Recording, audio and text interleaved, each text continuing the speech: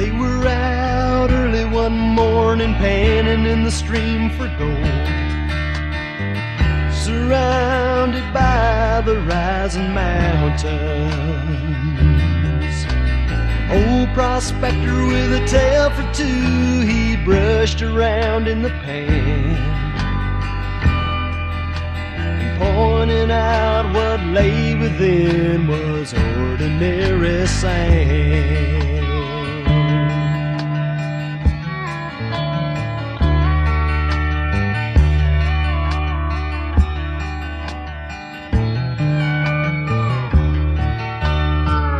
He began with his story about 20 years before, and a younger man who sought his fortune. With a tear or two he told of searching for his treasure, but making known the gold he sought was ordinary pleasure.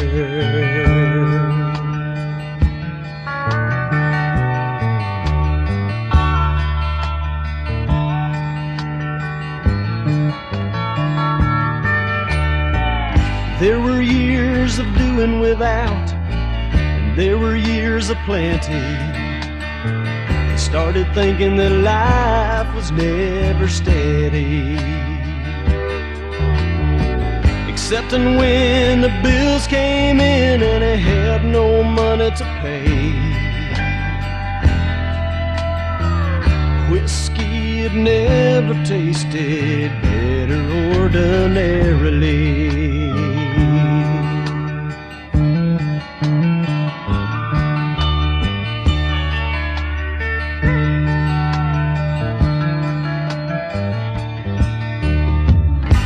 Concluded his story as it filled the air with a laugh, saying how he found the Lord and Savior, and how he found the river of life by which his day unfolds, and pointing out what stands within is not ordinary gold, and pointing out what stands within is not ordinary gold.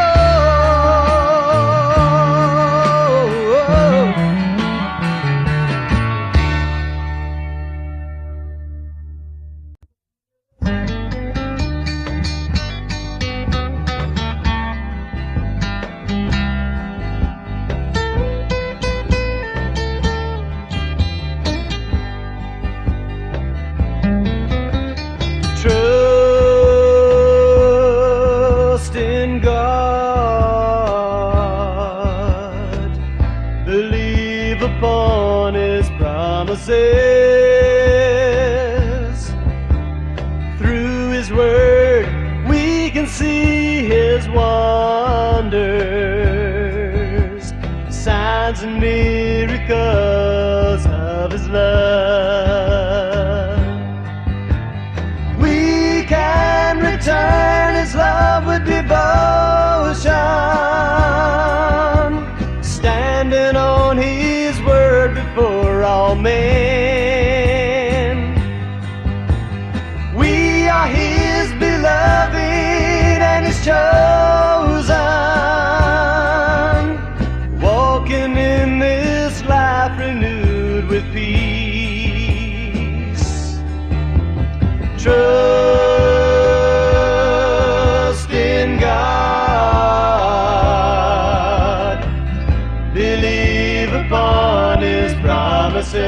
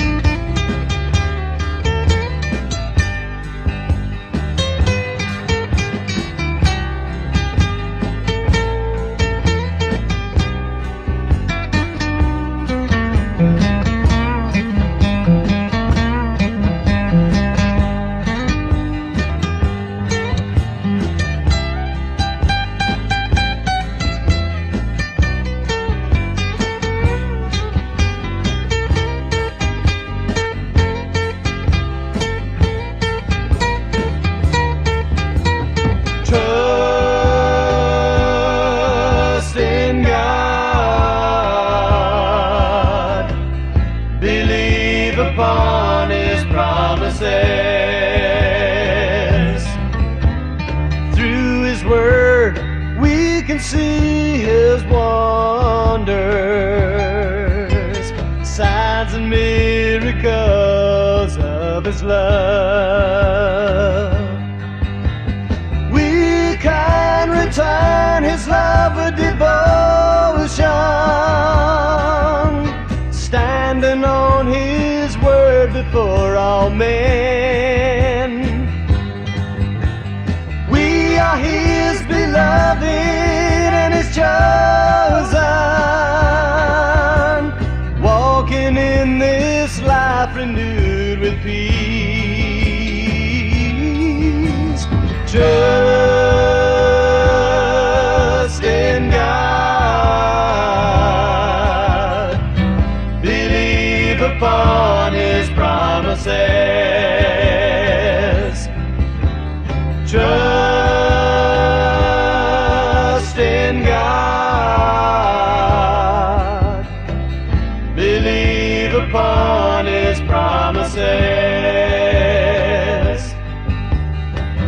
Believe upon His promises.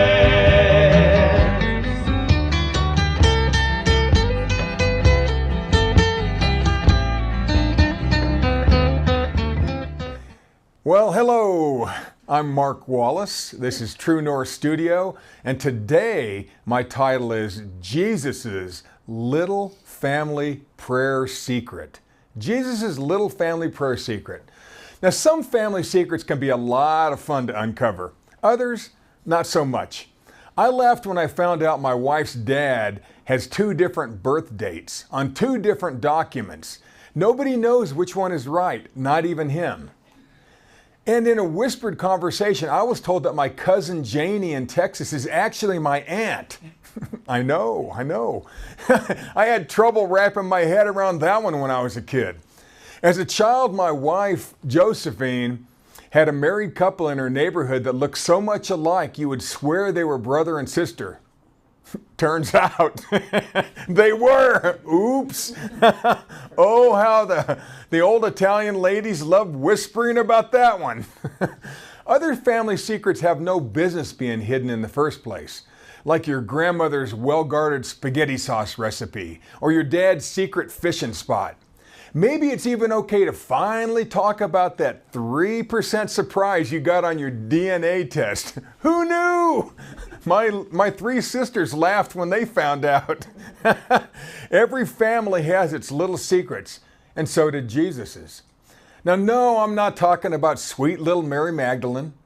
I'm not talking about what happened on the night of the so-called Immaculate Conception.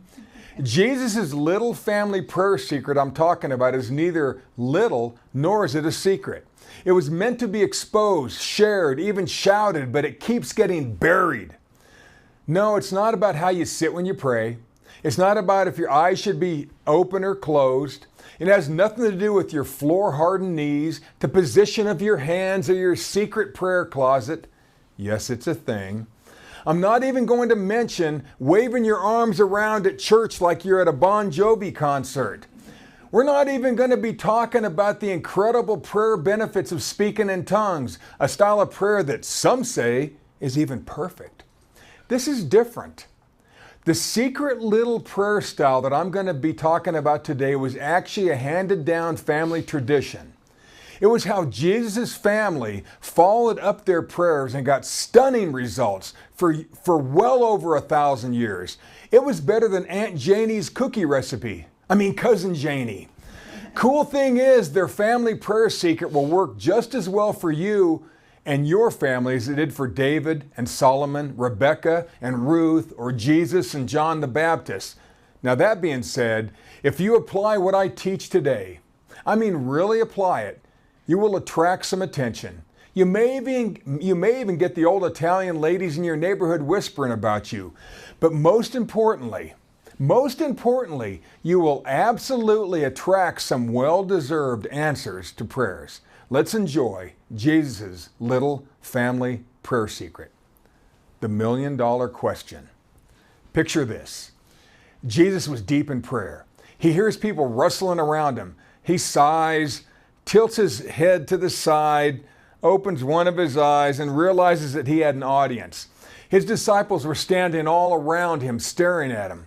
Before he could get to his feet and say anything, one of his faithful followers was pushed to the front of the pack, takes a big breath, and quickly asks Jesus the question they'd all been thinking. Luke 11:1. And it came to pass that as he was praying in a certain place, when he ceased, one of his disciples said unto him, Lord, teach us to pray as John taught his disciples to pray. Would you teach us to pray like John taught his disciples to pray? The disciples had noticed that something in the way Jesus and his cousin John handled prayer had a certain familiar family feel to it.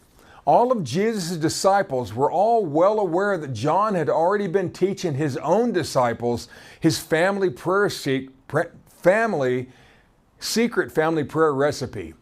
They also watched and saw how Jesus also followed up his prayers with unrelenting action. Not the prayer style they had all learned in the synagogues. But they wondered why Jesus is waiting so long to teach them. Jesus, always a teacher, had been waiting for this question. He knew when the student is ready, the teacher appears. Their question proved the young Jedis were finally ready. Their question was both a question and a challenge. Teach us to pray like John teaches his disciples to pray. Well, Jesus' first cousin, John the Baptist, was most famous for his Jordan River baptisms and calling people back to God, but apparently his prayer style also had made quite a splash. John the Baptist had been teaching his disciples some practical prayer tips that Jesus hadn't yet gotten around to sharing. Now, did any of you as children pray some memorized prayer before you ate dinner? Well, our family did, every single dinner. And we weren't even all that godly. Now, I find it charming when I go to a restaurant with full-grown adults and they still grab each other's hands and one of them breaks into their childhood dinner prayers. It shows me that their prayer life never grew up with them. Herein lies the problem. You got to remember that at least 2 of the apostles had served with John the Baptist before switching over to Jesus' team. John chapter 1, verse 35. And they all knew a lot about each other's genealogy, the ancestor of each other's family. You know, lineage was kind of a big deal to the people of Israel. They came to the conclusion that the way, the style, the manner which Jesus and John prayed must have been some sort of family tradition, and they wanted in on it. After all, Jesus' relatives were crazy famous and had gotten stunning results to their prayers. The disciples figured Jesus and John's prayer style must have been handed down century after century, like Mary's mom's matzo ball recipe and Joseph's bow lathe wood drilling technique in his shop. For over 1,000 years, Jesus' family used a 3-part prayer technique that got huge results. They'd handed down that secret prayer recipe for 50 generations. Now, I tracked the genetic lineage of Jesus and John and was blown away by who I found on the list and how they followed up prayer with dedicated action. Now, before we get into how Jesus answered that million-dollar question and broke into the most famous and well-used section on prayer in the Bible, let's look at Jesus and John's ancient family prayer tradition, a pedigree of prayer. Now, to set up this story, let's look at a few of the notable people in Jesus' power prayer lineage. And these are the actual relatives of both Jesus and John the Baptist. These are some of the most famous people in the Bible, and for good reason. Jesus and John's great-great-grandpa David, when he was a teenager and their country was under attack, he prayed and then used their family's signature prayer move to defeat a giant of a man named Goliath in one-on-one battle, 1 Samuel 17. Now, don't forget about the great-great-grandfather Solomon, who used the same prayer style when he boldly asked God for wisdom. He was given so much wisdom and so many riches that it turned his country into a powerhouse that was so strong and so wealthy no one dared to wage war against them during his entire reign as king. 1 Kings chapter 3. Jesus' mother, John's Aunt Mary, used it when committing herself to God by promising to be the mother of the Messiah and willing to put in the effort to raise Jesus to be the Christ. No small task for a teen mom. Luke chapter 1. And then Jesus' earthly dad, John's uncle Joseph, who was of similar genetic lineage to Mary, used the same prayer style when the angel told him to boldly move his young family to Egypt to escape certain death for baby Jesus. Matthew chapter 2. Sadly, Jesus' super religious Aunt Mildred refused to act on her prayers. That's why you've never heard of her. Now, I failed to mention Rahab and Ruth and Noah and Shem, maybe even Abraham and Melchizedek can be added in there. The disciple who asked Jesus the question, along with his buddies, all knew that Jesus' family had a well-recorded track record of getting prayers answered, more than most families. It seemed that their family had used some special prayer style for years and got stunning results over and over and over. Jesus and John were raised by a lineage of believers who not only expected God to answer their prayers, but they were trained to follow up their prayer requests like nobody's business. They acted on their prayers. They did whatever it took to help get their own prayers answered. Jesus and John came from a pedigree of powerful prayer. Getting results from prayer was a family tradition. Part 1, ask. The pregame warm-up, the Lord's Prayer. And we're going to find that effective prayer has 3 parts. 3 parts. Let's look at number 1. Jesus is now about to go into the most famous teaching on prayer in the Bible, but it's not going to be what you thought, nor what you were taught. What you're about to learn about prayer, when applied, will plug you into the extraordinary and getting otherworldly answers to prayers like Jesus and John and David and Solomon. The newly formed disciples had been following Jesus around for a few short months, and for good reason. The crowds were growing, people were getting healed, and miracles were stacking up like winds. Disciples were blown away by Jesus and John's ability to get results from their prayers. They wanted in on the action. They wanted to be read into the family prayer secret. Like 2 professional sports teams with 2 world-class coaches, there was a godly rivalry between Jesus and John's disciples. Jesus and John couldn't have been more different in how they coached the game, except when it came to prayer. What was so different about the way Coach Johnny B's disciples played the prayer game? Was it in the pregame warm-up, or was it in the style of play? Was it in the pregame meditation moment, or was it the in-your-face dominance of a 360 tomahawk jam? Was it in their stretching routine, or the mind-blowing overhead bicycle kick into the corner of the goal? Was it the well-selected locker room music, or was it slinging the puck behind a goalie with a lacrosse-style Michigan shot? What pro player moves did Jesus... what moves did Jesus and John's boys use that they wanted to imitate, needed to imitate? Now, I mentioned earlier that there are 3 aspects to any effective prayer, and the first one is pregame warm-up. No team and no athlete would even think of going into a game without the ritual of a warm-up session.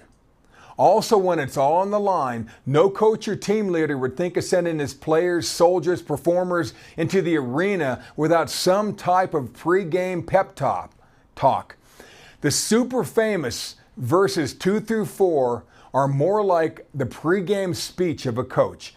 Listen to this. See if this sounds familiar. Luke chapter 2, verses 2 through 4. And he said unto them, When ye pray, say, Our Father which art in heaven, hallowed be thy name. Thy kingdom come. Thy will be done, as in heaven so on earth.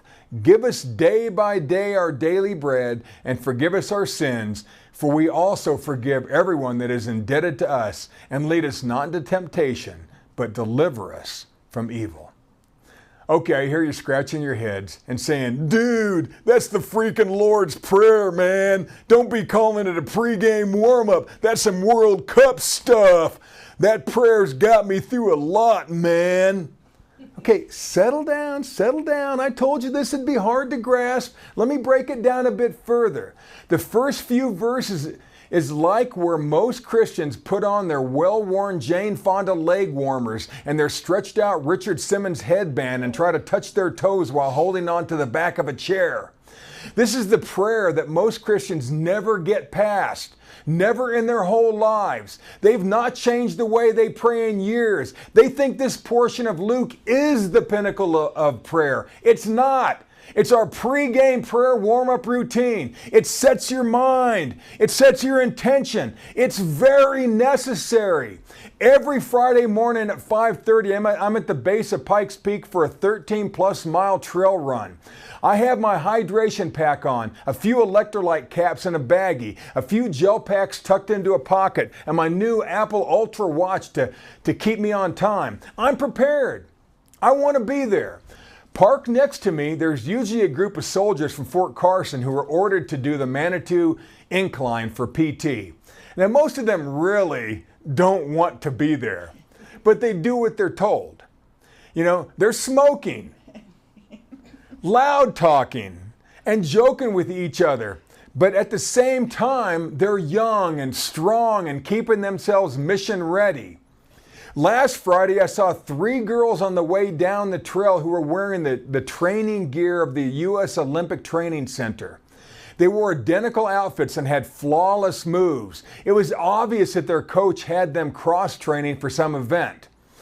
I remember that American short track speed skater and Olympian Apollo Ono, once the most decorated American athlete in the history of the Winter Olympics, used to dominate the incline section of the trail all the time.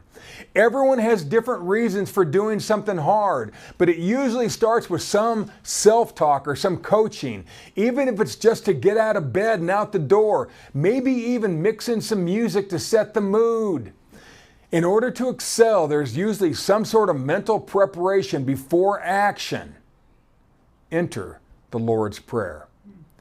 If you lifted the same weight, ran the same miles at the same speed on the same old trail, did your 10 push-ups and never increase reps, speed, or distance, never push yourself, would you ever grow as an athlete? Is prayer any different? Is prayer any different?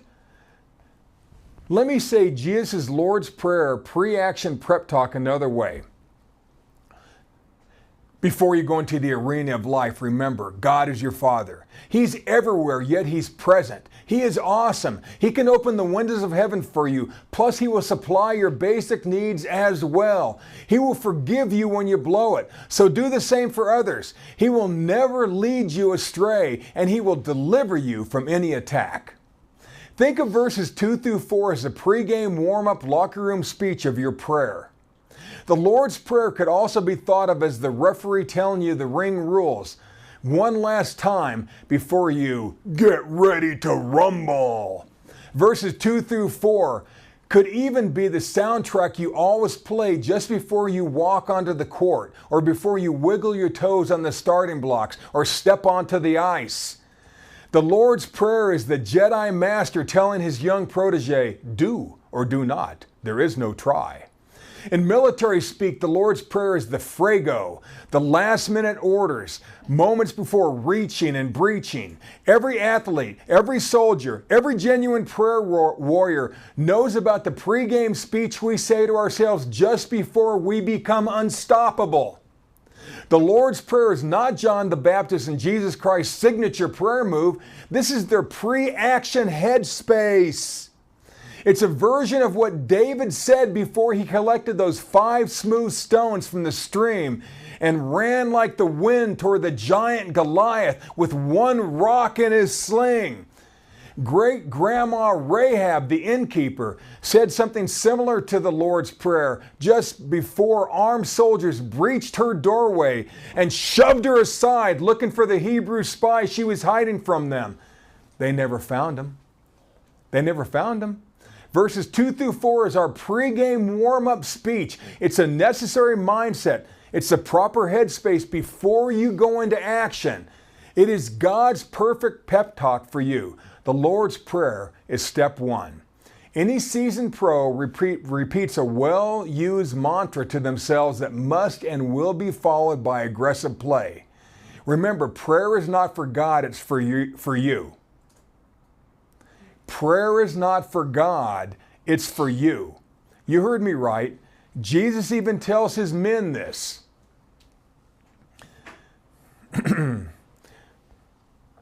Well, let me see this. Yeah. Matthew 6, 7, and 8. But when we pray, use not vain repetitions as the heathen do, for they think that they shall be heard for their much speaking. See, don't use vain repetitions. And then the next verse, verse 8, be ye not therefore like unto them, for your Father knoweth what things ye have need of before ye ask him. He knows what you need before you ask him. God already knows exactly what we need before we ask, but he asks us to ask. Also, vain repetitions in prayer is the very definition of insanity. To do or say the same thing over and over, but expecting a different outcome. The Lord's Prayer is not supposed to be repeated verbatim. It's not supposed to be a vain repetition. It was step one of a prayer example Jesus told his followers. Like Coach's heartfelt pregame speech, a player is designed to get our heads, our emotions, and our expectations in the right place before we compete, before we fight, before we win. It's only part one of a successful prayer life. In modern team speak, the Lord's Prayer sounds something like this. Okay, team, God is huge.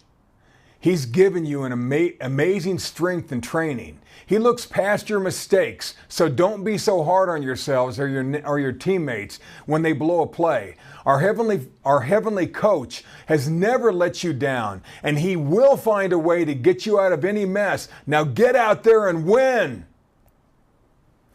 Cousins John the Baptist and Jesus went at life differently, but on this one point they totally agreed. They both knew exactly how to set the mood so they could compete at their highest level. This family tradition of what we call the Lord's Prayer was only phase one, the pregame warm-up, and it's reminding ourselves of God's incredible goodness and asking for his help. Next, we compete. Now, this is prayer part 2. Seek God like a friend. Take action. Now, this second part, this action part, works for anyone on earth. In fact, every single keynote speaker on the motivational circuit will teach a version of this second part and take full credit. Those of you who call yourselves believers have got to play by a different set of rules than most people. You're in a different league than most people. With a very different enemy. You're gonna find that your answers to prayers will come faster and in greater proportion if you do step one before you step out the door. This next step, and especially step 3, are the parts of Jesus and John's secret little family prayer tradition that gets overlooked, skipped, or just ignored. This next part is the action side of Jesus' little family prayer secret. Almost every Christian, or non-Christian for that matter, has heard the Lord's Prayer, verses 2 through 4. But hardly anyone ever focuses on the next few verses. To add insult to injury, even most preachers skip over verses 5 through 8 and jump right into verses 9 or 10 or 11. Why did they always skip verses 5 through 8? Why? Verses 5 through 8 are the secret sauce, the magic ingredients, the game, the zone, the flow, the proverbial rubber hitting the road.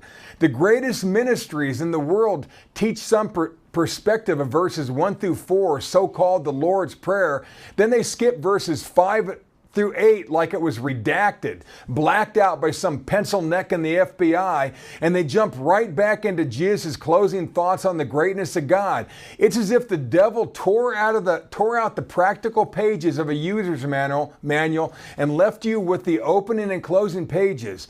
It's like having a smartphone but no Wi-Fi. Why do they always skip this section? Why does everyone skip verses 5 through 8? All self-help gurus teach these verses in some way, shape, or form, but they don't know where it came from. But they sure like the paycheck. All coaches expect it from their players. After all, verses 5 through 10 is the proverbial 110% they ask out of you. Jesus now is going to show us the practical side of effective prayer. This is the practical side of the Lord's Prayer. This is how John taught his disciples to pray. This is part 2 of Jesus and John's ancient family prayer tradition. This is why David, Solomon, Ruth, Shem, and Jesus got results. This is how you and I will unlock our prayer life. If you're going to take the time to pray, you might as well get your prayers answered. The talking is done. Prayers have been said. Verses 5 through 10 are game time. And these are the show, the bigs. These are the main event. This is wheels down. We're going in. So dust off these forgotten and misunderstood verses and let's see what it takes to play with the big boys. This is where you slay your Goliath. Remember, Jesus used his first breath to say what we know as the Lord's Prayer. These next few verses are the continuation of his thoughts. This is how to follow up on that mindful side of prayer that Jesus keeps talking about.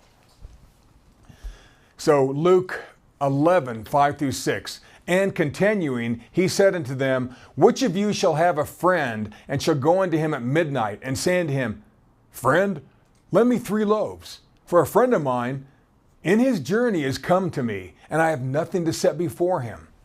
Jesus is now following up on that Lord's Prayer. You got to understand this. Jesus is following up on the Lord's Prayer. Now you may have noticed that this section opens with Jesus using the term friend 3 times in quick succession. There may be a reason. There may be a reason. It might be important.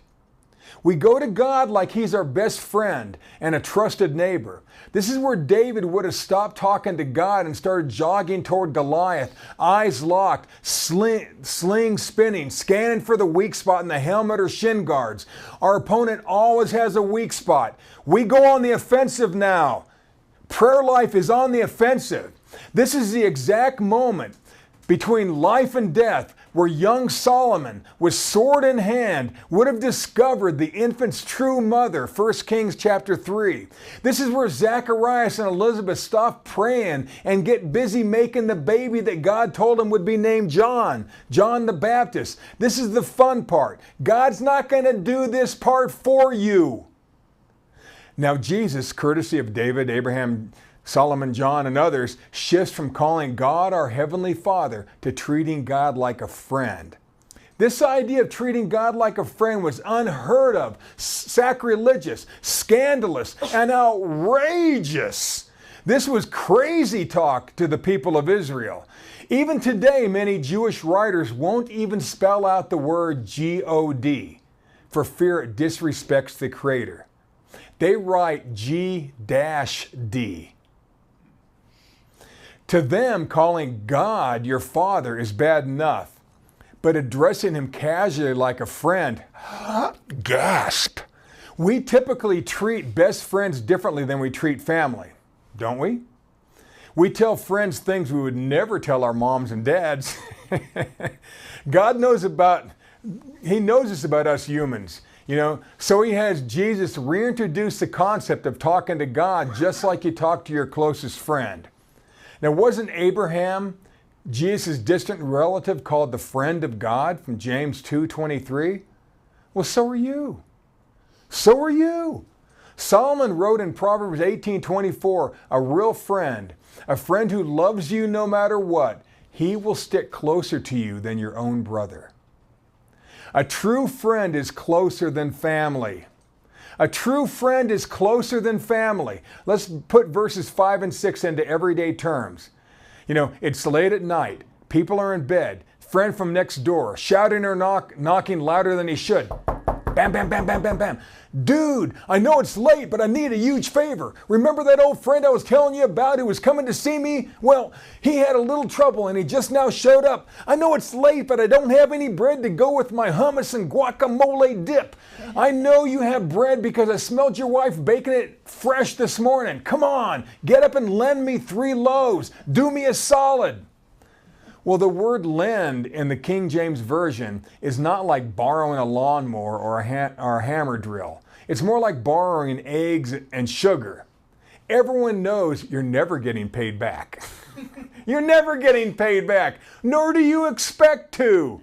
Why 3 loaves of bread?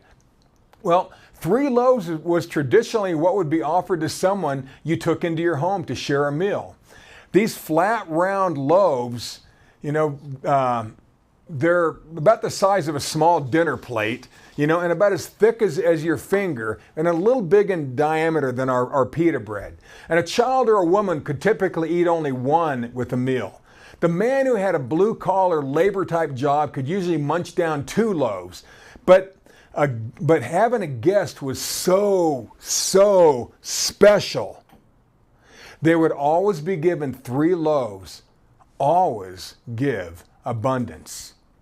Now this guy's asking his friend, his sleepy neighbor, for more than he needs, and he will not take no for an answer. This is also a tip for us when we expect prayers answered. This is how we ask God for things. This is part 2 of Jesus' prayer secret. A successful and beautiful young lady I once knew, she prospered so easily it caught my attention. And when I asked her secret, she smiled, looked at me in the eyes and said, "Mark, expect abundance. You might just get it." The context here is how to unlock our prayers like Jesus and John's family tradition.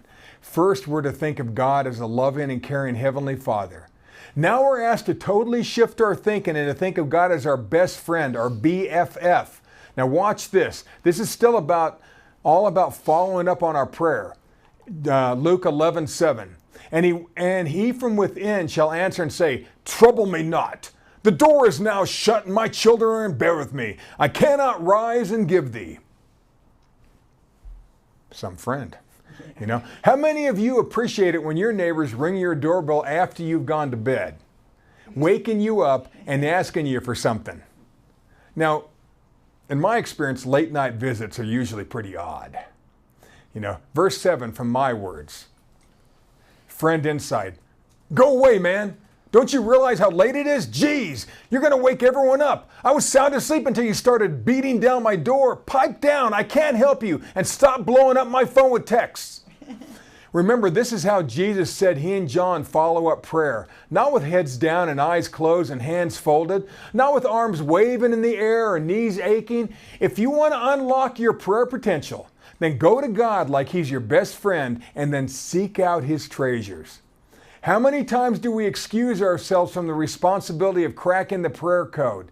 How many times? We say to ourselves, "Oh well, the timing must be wrong." Or worse, "The person I prayed for must not have been believing." Or even worse, "Maybe it's just not God's will right now." Or even worser, it's just not trying at all and just thinking, "What if they don't get healed?" And that's the "if I don't try, I won't fail" prayer philosophy. Now, how many people haven't been healed because we were afraid to pray or to minister? How many jobs were never realized because we prayed but never followed up? This is step 2. Seek out God like you expect something from your best friend neighbor. Step 3, knock down the door. Now you've gone through the steps. You acknowledge the greatness of God and His unrelenting supply. You've reminded yourself of His love, care, and protection. Think Lord's Prayer. You ask. And if you didn't get your answer with step 1, then you seek Him like He's your best friend, neighbor who always seems to have what you need. You seek. But if this door still seems closed, if your prayers are not being realized, if the healing hasn't come, if the job still seems out of reach, then we go into beast mode. We go caveman. We take our prayer life to step 3. Now, Jesus is still talking about His prayer secret in step 3. Verse 8 of Luke 11. I say unto you, though he will not rise and give him, because he is his friend, yet because of his importunity, he will rise and give him as many as he needeth. Now, we just hit a whole new level with this verse. Wait till you get a load of this. Now we shift from God as the creator and supplier of all needs to going to Him as our friend, and now on to something else altogether. This next prayer step is one step beyond friendship. This is beyond friendship. Here's a good lesson. How much do you need? Figure out what you need and ask for more. God is unlimited. Get your vision up. To bring up a sports example again, you don't want to win, you want to dominate. This is Jesus and John's in-your-face prayer style. It's interesting to note that the sleepy friend wouldn't get out of the sack to help his friend for friend's sake. But he did get up and give him everything he asked for because of something called importunity. In order to unlock our prayers, we may need to grow ourselves a healthy set of this thing called importunity. Importunity, now I love this word. Importunity is to be demanding, to require, to claim it. It's not taking no for an answer. The old-fashioned word for impudent means bold, brassy, impolite, and sassy. Not the way you talk to the creator of the universe, and certainly not the way you treat your bestest friend. When nothing else is working, desperate times require desperate measures. We go hog wild crazy to get our needs met. What's a mom willing to do for her child? What's a soldier willing to do for their battle buddy? What's Aunt Mildred willing to do to keep her tapioca recipe secret? Jesus and John teach their disciples that this is how we're supposed to follow up our unanswered prayers with unrelenting action. This is how Jesus prayed. This is what John taught his followers to do in addition to their seated prayer. Trust me, John's team stood out. Think of this interchange as a follow-up to your morning prayer ritual. Friend outside. Bam, bam, bam, bam, bam, bam. Hey, dude, get up. Give me 3 loaves. Friend inside. No can do, man. Go away. Friend outside. Can do. I'm not leaving until I get what I came for. Friend inside. Shut up. Friend outside. Not gonna shut up until you get off your lazy rear and give me what I came for. Friend inside. Jeez, oh, Pete. All right already. Here's your freaking bread. Now stop knocking and start walking. Love you, bro, but you are a pain in the you-know-what. Friend outside. Thanks, bro. Love you too. Next time, don't take so long to answer. That's the lesson. That's how to pray and how to act on our prayers. Now, don't get mad at me, but that's how to force an answer to our prayers. That is how to force an answer to our prayers. Now Jesus drives home his prayer point. He puts it all together now. Verse 9, and I say to you, ask and it shall be given you. Seek and ye shall find. Knock and it shall be opened unto you. For everyone that asketh receiveth, and he that seeketh findeth, and to him that knocketh it shall be opened. Ask, seek, knock all means different things. After the Lord's Prayer, the gentle warm-up, asking routine, we get out the door, we change focus. Now we switch gears and go to God. We seek Him like that friend who has everything. We go after it with importunity. We demand, we refuse to take no for an answer. We know we've arrived at the supply. Now we're going to take it. We keep knocking until we get what we came for. We keep executing. We keep trying different things until our prayers are answered. We may even have to knock the door down. Some call it aggressive belief in action. Life coaches call it going for your goal. Coaches call it leaving it all on the field. God promised to open the windows of heaven and pour you out a blessing. He promised to flood you with blessings. He will give you 3 loaves so you can have more than enough to bless someone else. Now it's time to go get it. Now it's time to do your part in your prayer process. You've got to do something to get something. Stop waiting. Jesus' little family prayer secret is out. So in summary, that disciple from verse 1 got far more than he bargained for when he asked, Jesus, would you teach us to pray like John teaches his disciples? Well, I hope you did too. We first ask with godly respect. Then we seek with persistence like we're going to a friend. And finally, we knock the door off its hinges with importunity. We insist. We refuse to take no for an answer. Isn't that how Rahab, Ruth, David, Noah, Abraham, and Solomon did it? They went to God and then acted with passion. Isn't it obvious that this was Jesus and John's family prayer tradition? Usually, it's what you do after you pray that makes the difference. I'm going to say that again. Usually it's what you do after you pray that makes the difference. Oh, don't worry about God. He won't get his feelings hurt. He always does his part. He loves everything about you. Just do your part aggressively and with passion and with a dogged persistence and grit. Like any top athlete, we're instructed by Jesus and his cousin John to do the same when it comes to the prayer game. Then we leave it all on the field. We're told to be bold, brassy, and sassy with a heaping side dish of being overly persistent and trying to win in our prayer battle. We take a huge part in our own prayers getting answered.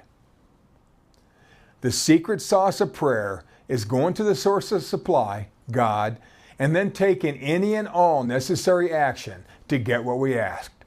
Plus, we refuse to take no for an answer. Our Father, our friend, our neighbor will always give us far more than we ask for as long as we don't give up and slink back home empty-handed.